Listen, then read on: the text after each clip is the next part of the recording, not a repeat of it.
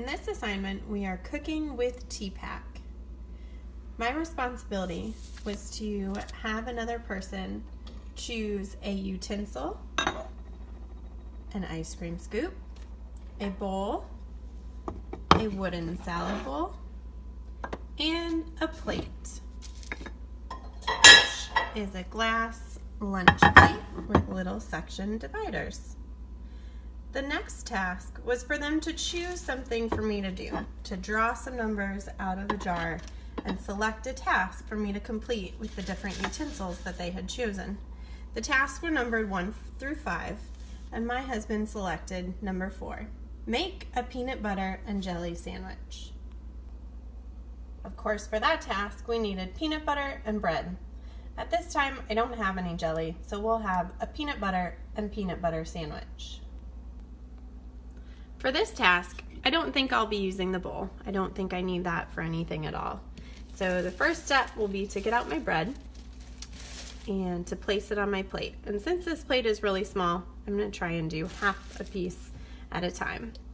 So the first step in making peanut butter and jelly sandwich is to get the peanut butter out. And so typically you would use the ice cream scoop to scoop into the peanut butter and scoop it out.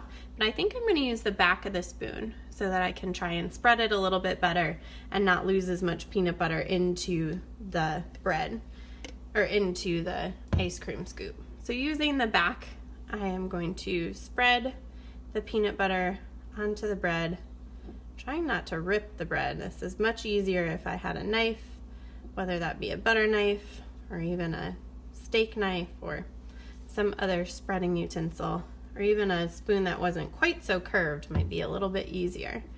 So I'm able to scoop some out and spread it onto the slice of bread. And this is actually spreading pretty smoothly.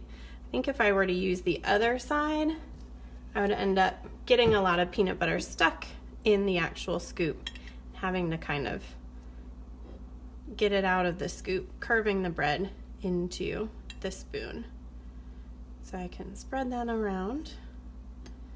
I think jam would be a little bit harder because usually my jam jars are much more narrow than this scoop, and so it would be hard.